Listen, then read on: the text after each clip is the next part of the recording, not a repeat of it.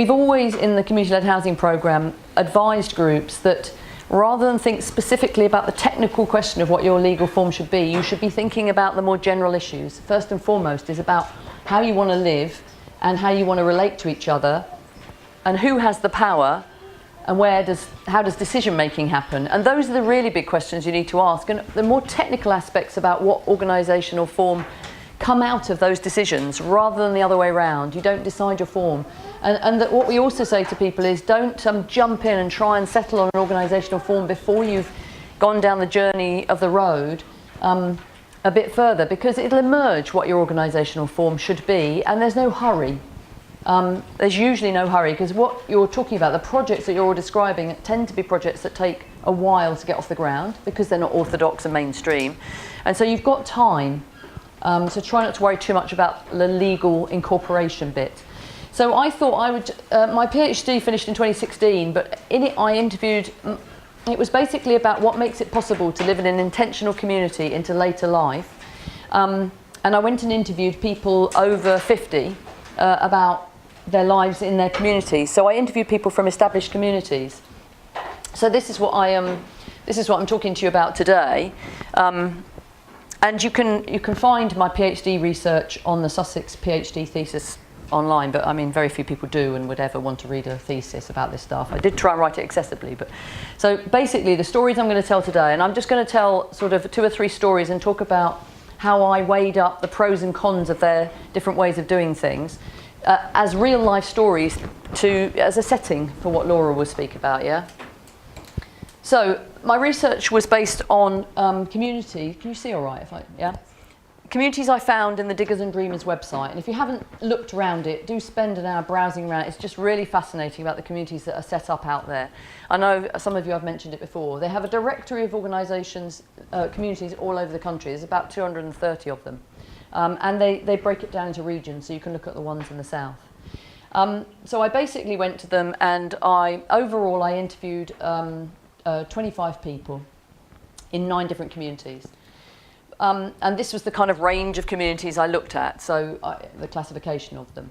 But there were some really interesting communities out there, but I'm only going to talk about 3 today, and I can't name them. A part of the ethics of research is you can't name them. You tend to get more honesty out of people if they don't feel like they're going to be named. So I can't. If you do identify from a picture some of the communities, my apologies. And I did let people know that I couldn't always protect these communities because some of them are very distinctive and people know them. So that's what I'm going to talk about. So these are the kind of principles that, these are the kind of questions. By the way, these slides will be available after. We'll share the slides as well as the film. So these are the questions that we've talked about and we give advice to groups about. Do you want everyone in the group to have equal rights, decision-making power? How do people become part of the group? That's really important. How soon do they have the same rights as those who built the communities? Do you recognise the sweat equity of the founder members, those who developed it, who put all the hard work in at the beginning, or do you just accept that that was work given and it's all equal going forward? These are quite tough questions, so if they seem really hard, they are really hard, and nobody should be answering these all in a little afternoon together. But these are the sorts of things that it's worth spending time thinking about, because if you don't kind of spend time thinking about it, you'll probably rub up against them somewhere down the journey. And that's okay too. You can just jump in with 2 feet and just kind of go for it and then deal with these as crises come up. That's one way of doing it. But this is what I learned from talking to some of those communities about the things that had happened to them over the years that they've been established. And then this question 3, how do you sustain individual commitment to the group and the community, and what are your expectations about this? So most groups I talk to have some kind of statement and clarity about that so that there's less confusion. And how do you decide when an individual is no longer fulfilling expectations, which of course is a very polite way of raising one of the thorny questions of communities, is when you fall out, what do you do about it?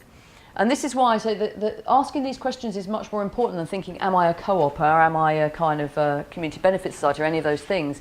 You need to kind of have some sense in the group about, you'll never completely answer them. You'll have to invent things along the way maybe, but it's worth thinking about these tricky issues.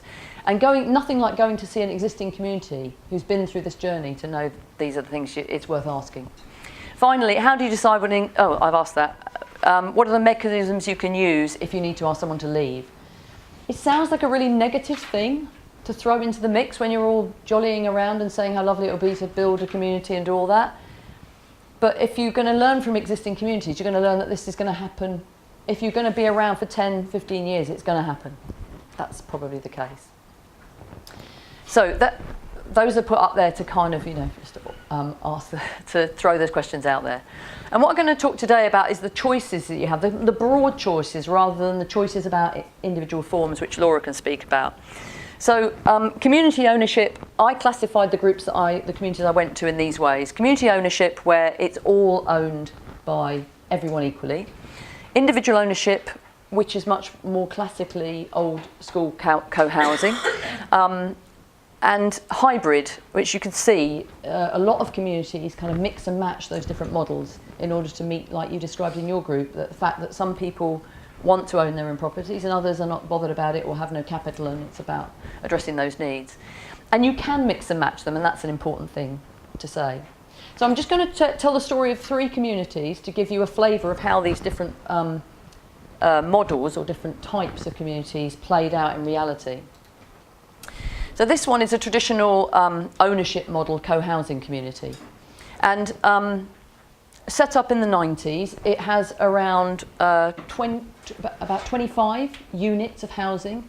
And it's basically a number of London families moved down, bought local authority old building and converted it to their homes. And they did that quite efficiently, effectively over 3 years. And they used a conventional leasehold model.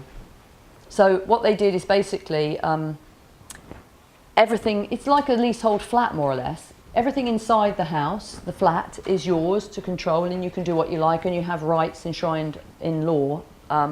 But everything outside your front door is what we would, in normal land, kind of call freehold, the freeholder's rights. But in this case, it's the community's. So that's how it works. So it's just like in a way, simplistically speaking, it's just like a leasehold flat, except that the community is also run by the people who live in those leasehold flats, so you take part in that. Differences, of course, with a traditional leasehold flat, that you share a lot of resources. So co-housing isn't like exactly like a block of flats, but the legal ownership can be almost the same. It's just that you create a community, the community works together, they share resources, build things together, some often have meals together. That's the element of shared community building that they do. So I did a kind of, I don't know if people can see this. Can people see all that? What I did in this is kind of produce, this is in my research, look at the pros and cons of this simple ownership model, which is very easy to execute in our system, because that's what our system kind of makes it easy for people to do an ownership model, because it's all set up. So there's some pros and cons, and I do this for each of the types of communities. So in this one, let's look at the pros. The pros are, what's good about a community where you do ownership is you have to make an investment in it, so it shows commitment. People don't go into these things lightly. It's what people are used to. You retain control within your private space, so everyone's feels like people have got individual autonomy. You can't be evicted, so there's no sense in which the community can get rid of you in that sense. So you've got safety and security, like you would in your own home ownership model. And your individual investment keeps pace with the market, so it's also simple in those money terms. And it's sort of like fair in a market sense, because you get the space you pay for. If you buy a 3-bedroom house, it's more expensive than a 1-bedroom house, and that's it, straightforward. Cons with it, looking back over the history of this group and other groups that use this model, is it's a slow process to sell and move out. That's normal in just if you're selling a house in the mainstream market, but it's kind of complicated if you're in a community and there are rules about living there. So you're not going to have the same range of market people wanting to buy from it. And it depends how you set it up within your community, but it can make it long-winded. It's inflexible as the community changes. So if you move into a community and you've got a bunch of young families all moving in together, it's all very exciting. But after 20 years, when the kids have gone, and some of the people want to downsize, you have to go through the buying and selling. You're in your community buying and selling off each other, which is an expensive way to change things. It can be expensive and inefficient if you've all got your own individual boilers and you've all got your own individual stuff. It depends on the degree to which you do collective sharing, but some of them can be very like a normal a housing community. It isn't, you don't gain those efficiencies. It's kind of elitist because our system is. So people who've got get more in the property market, and people who don't are disproportionately kept out of it, and so it reproduces ongoing inequalities. Within your unit, repairs and maintenance are your own responsibility. So for groups that are looking for kind of more mutual support from each other, there's a limit to that. And there's the potential for boundaries disputes between the individual community, you know, so because you've got that different ownership. So the other community I went to is also a co-housing community, funnily enough, but it's a fully mutual co-op. So the whole of the co-housing community is owned by a co-op. And it's set up in a kind of street way, and everyone has their own front doors, just like in co-housing.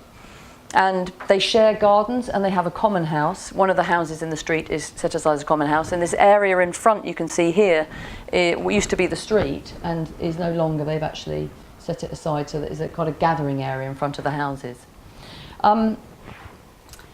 So yeah, they have shared garden and play area and veg growing and all those things. Now, because they're a co-op, and I know a lot of you know a lot about co-ops, these were the kind of pros and cons of that cooperative model.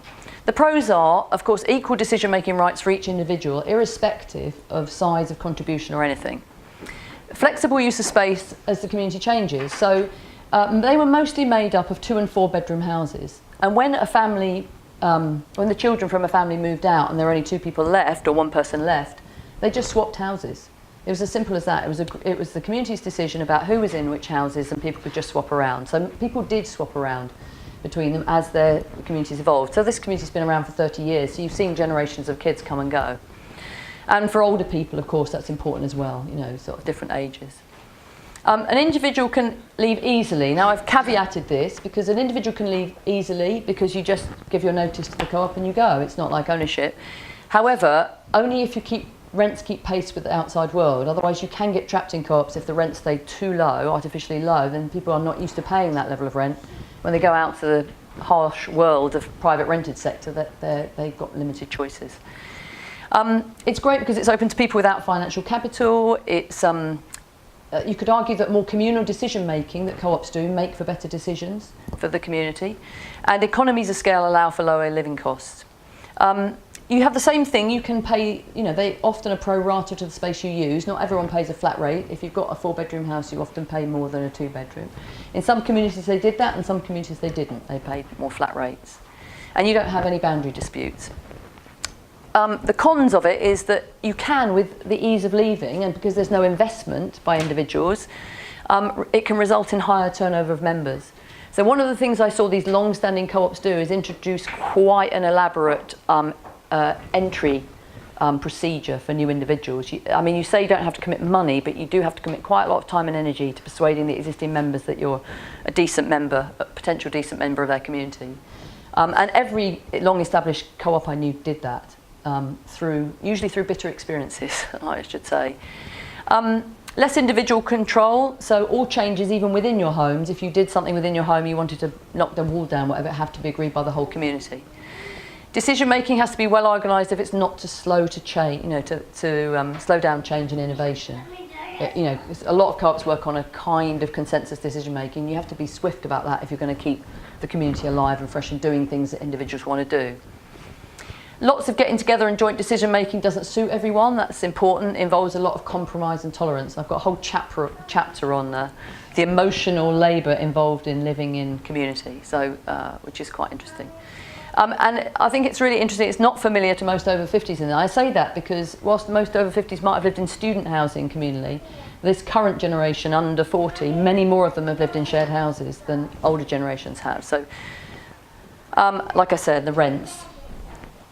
So then there was another community was a much more interesting hybrid, and I think it's really important to hold on to the fact that you can experiment with these, you can make the kind of rules up yourself to some extent and patch things together. This is a community that basically started in the 70s, so they do have a lot of equity in their property, which gives them a lot of kind of scope for the luxury of not of being able to experiment, really. They are basically a massive house with a very big farm, kind of 50-acre farm, And they have 70 people living there, roughly about 70 people, all living technically as one household. So it's a massive old hotel, and it's split up so that you have your individual rooms. So you can have you can have 1 or 2 rooms as an individual person, or as a family you might have 6 rooms. But the rooms are your private space to use as yourself, but you don't own them. But you share, the key thing about being one household is that you share the toilets, the bathrooms, the kitchen and the dining space. So they have a dining room and kitchen that's probably the size of this floor of this building. And I went up to this community thinking very clearly that I would always want my own front door, I'd always want my own kitchen. And must admit, came back from it thinking I wouldn't, because it was a very inspiring place to go and visit. And I'd say some of these communities are very inspiring in their inventiveness. So this community, it is a co-op, it's a fully mutual co-op. They do expect people to make a monetary contribution. So you do have to make a capital investment. Now, in this co-op, you put that in as loan stock, and I know some of you know about loan stock. It's basically a particular form of lending into a co-op. Now, the difference between that and a normal investing your capital in a leasehold property is that if you're investing in a leasehold property, the money's yours, you put it in, even if you're getting a mortgage, when the money comes out, it's yours again. In between, the mortgage company owns it or you own it. In this instance, the loan stock you put in, you do get it back out, but in between you don't own the property, so you can't get a mortgage on it. So if you want to go and join this community and they say, you know, for the size of room you want to live in, you need to put in 150 grand, you have to have the 150 grand without going to a mortgage company, because the mortgage company want you to own the flat that you're living in. So it has, you know, a tricky side to it, but it is, why I'm showing you is because it is quite inventive. So you bung in your 150 grand, say, for your private space, and that entitles you to that use of space. You share with all the others the other stuff. I mean, the reason for that, they introduced it, is because when they didn't have that commitment and people could just move in and out, they had much higher turnover and much more trouble. And they didn't want high turnover of the community. They wanted some turnover, but they didn't want it to be a kind of people moving in and out every year. They wanted some kind of, you know, there was a lot of families, they wanted some stability to it. So that's what they've learned to do. It's kind of like I said, with some co-ops, they make a very complicated process for becoming a member. Well, this community does both and expects you to commit some resources to it. And interesting, what they do with that money, while it's sitting in the loan stock bank, sorry, Julian, go on. Do they pay rent once they... No, you don't pay rent, but what you do pay is a service charge. And the service charge includes, obviously, all the repairs, the maintenance, the bills, because they share, all 70 people share the same heating system, the same kind of... In fact, they set up a power company for their community. So they have a limited company that is the power company that works for their community. So they've got lots of organisational forms to help them manage the process. So you pay a service charge. The service charge, I interviewed someone who was living and who had 2 by Brighton standards, very large, generous rooms, and was paying £200 a month for all of that. It includes food, breakfast, lunch and evening meal, a large percentage of which is grown organically on the farm.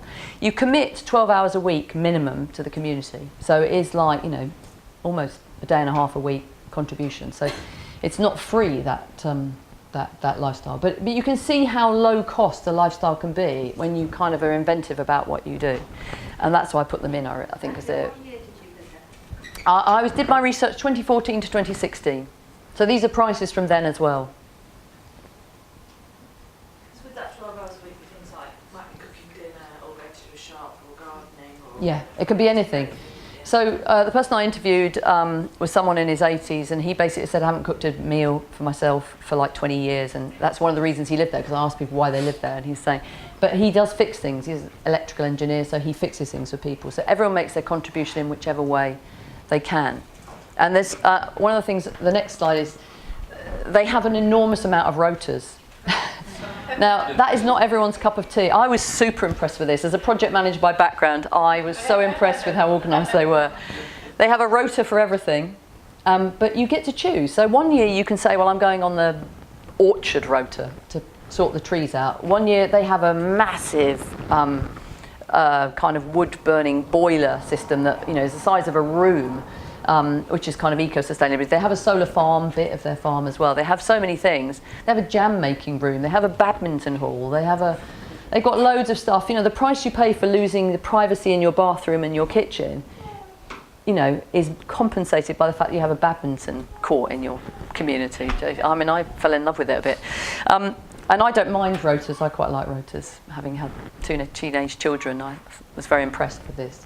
Yeah, like I say, it's not everyone's cup of tea, but everyone's to make a contribution. So the scale of obviously of the organisation is quite impressive there. Yeah, and they do. I mean, it's interesting that what people said though is there's always give and take. So you can make all the rules you like about you contribute 12 hours, and there'll always be people who do less and always people who do more. And one of the things I really learnt from talking to people is, in order to live in community in that way, you have to accept that. If you fight that, if you want it always to be perfectly fair, you'll just be irritated all the time. It is really about being able to give and take, really, and ebb and flow, and accepting that it'll never be perfect and never be perfectly fair. But yeah, the range was from 84. They had a 1-year-old. But interestingly, they were challenged by an ageing community. So the problem was that they started off as a bunch of young families moving out of London, and in the 70s, and they've ended up as more than 30% of their community are over 60 now.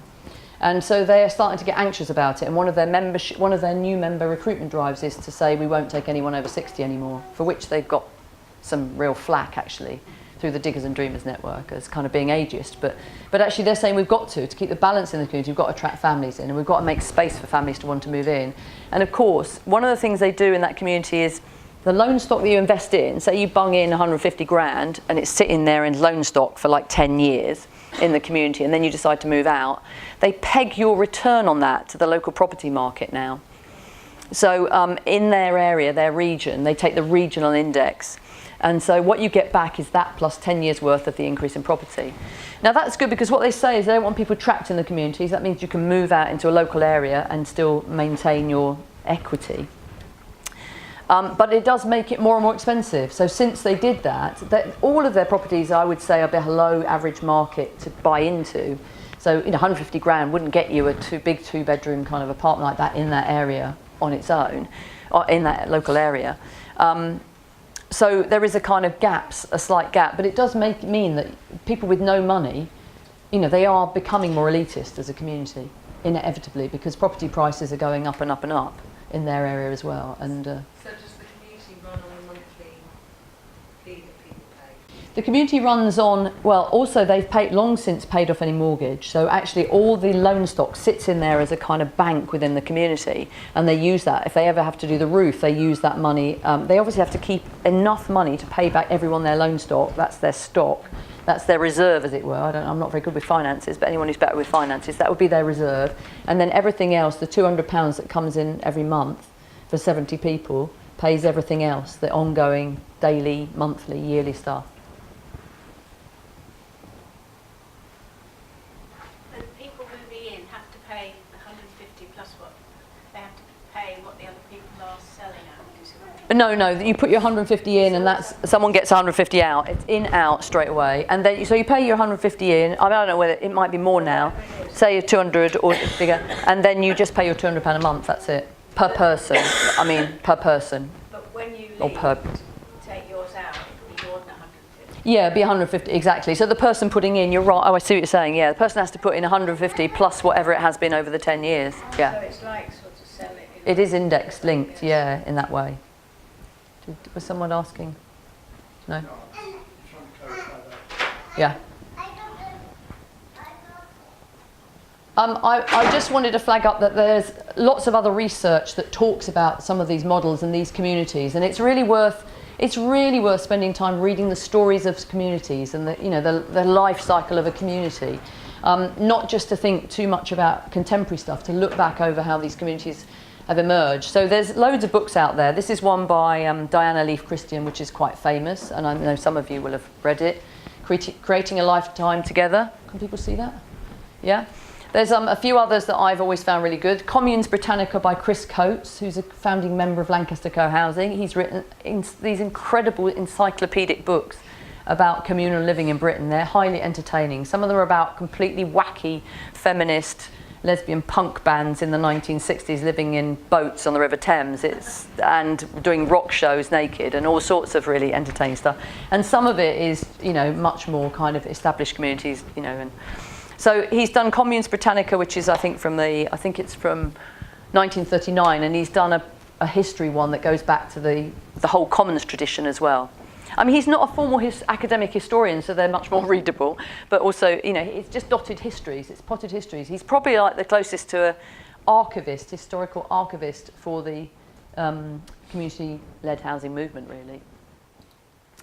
There's also more academic books. There's quite a few studies that were done in the 70s. This was done in the late 70s, Alternative Realities, which is a study of communes and their members. So you can actually, some of these are really readable books. I know they're sort of like by academics, university people, but they are really readable. And we've put some of them on our resource list. So if you go onto the web page and look at what we call that circle of when a group is ready, there's a PDF document we share, and at the end there's a massive resource list, and some of these books are on there. And Utopian Dreams is a kind of popular paperback by this guy Tobias Jones, who went around with his family living in different communities, which is a really good read as well, and saying which communities work and why. Some of them really religious, some of them all over Europe, in fact. It comes down, well, I won't tell you because I'll spoil the ending. Eco-Villages by Jonathan Dawson. This is an interesting kind of story of some of the eco-village kind of initiatives with a foreword by Caroline Lucas, our MP. So really these are my kind of bits of advice really, but Laura can answer some other questions. Form follows content. Don't get distracted by all the different options and get too tied down by the technical thing. Think what it is you want to achieve between you as a group, and think how that expresses your values. Don't be constrained by norms and conventions, because you will just end up, the pressure to reproduce what's out there already is so strong. It's worth spending time if you really want to be creative and have the best possible quality of life, holding out for thinking of something different, I would say, and learn from others who've managed to achieve that. That's what learn from the communities that you can read about. It's really worth going to visit them as well. A lot of the communities do have open days, they do tours, or you can go and do a volunteer weekend with them, and then you really find out what it's like in the community. And there are some happy ones and some not so happy ones, if you ask me. So, it's not all roses out there. Yeah. So, aspire to live according to your own shared beliefs, but write them down and all sign them off. As a project manager, get everyone to sign them off, because that's really important, that you have a moment where you agree that's what it is. And if nothing else, in the background, if you want to get rid of someone, then you can get rid of them if you say this is what you signed off and now you're not playing get the ball. If you haven't written it down, it's an argument. It's almost like a constitution, like say this is kind of... I don't think it's a constitution, because a constitution is much more of a technical legal form. Yeah. It's more actually saying this is how we want to treat each other, and this is how we want to live, and this is what we think is fair. Yeah. And these are some of the niggly things that we definitely don't want happening. Don't get carried away and try and write like a tome about it, but get the really important things down between you, and then just sign. And you can redesign it every 6 months or every year if you've got the appetite to. You can change it and change it and change it as you live together, but always write it down, because it's so open to contention about what's acceptable then if you don't write it down. A lot of communities have learnt to write it down late in the day. So some of this I wrote I started a blog, and then I got this job and I just stopped writing it, called livingwithfriends.org, which is all about older people, people later in life trying to come together to live together. So some of it I've taken from that blog, which is sort of my PhD synthesised into something much more accessible. Gonna be anyway. Thank you.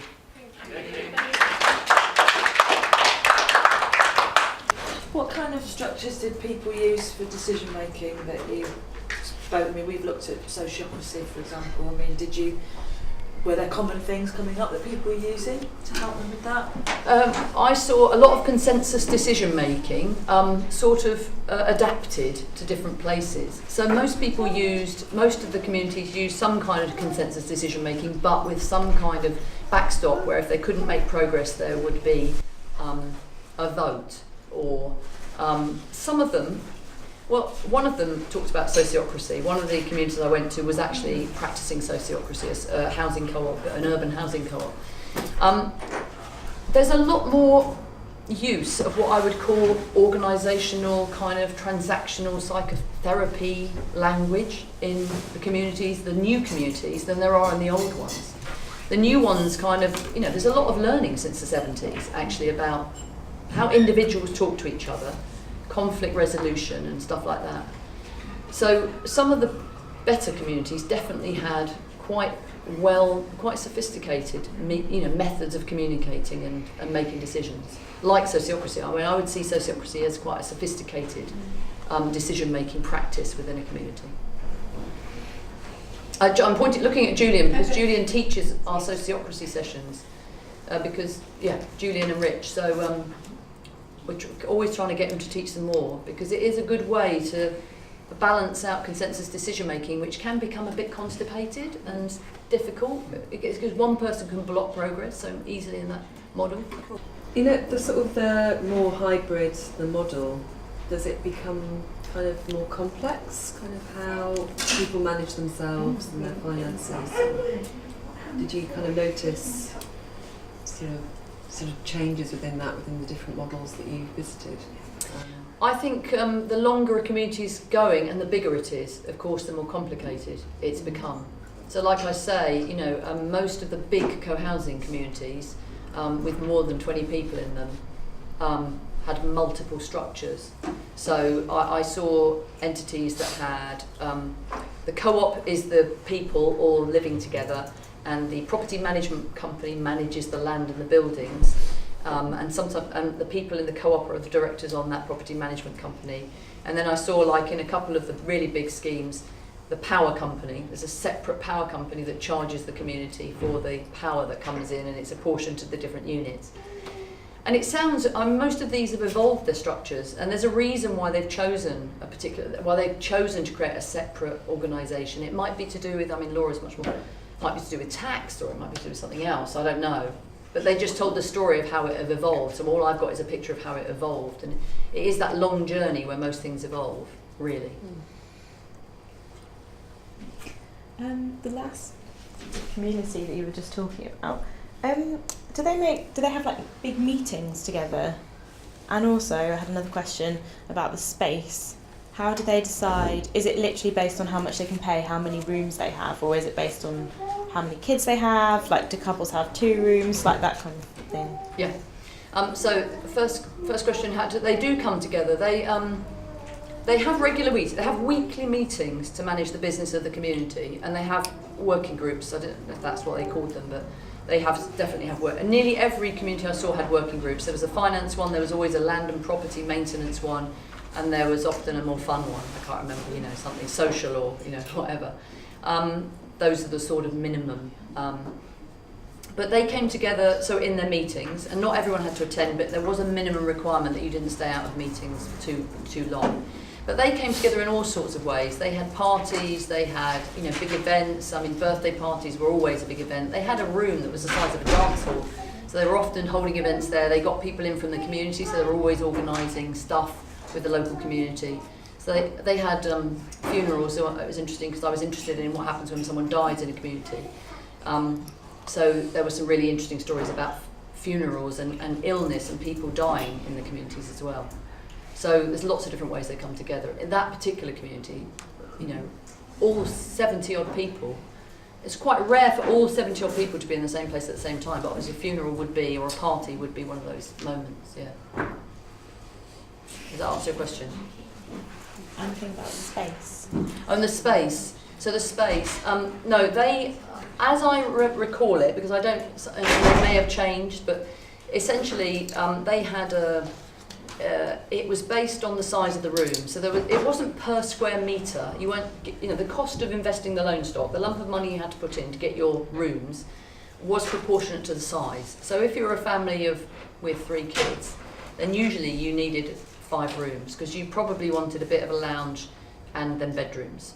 A bit of a private lounge as well as the more communal spaces you could go and sit in. But not many people, most people had more bedrooms and a study. They were the main rooms privately. But it was proportionate. So it wasn't a concession that says kids don't count.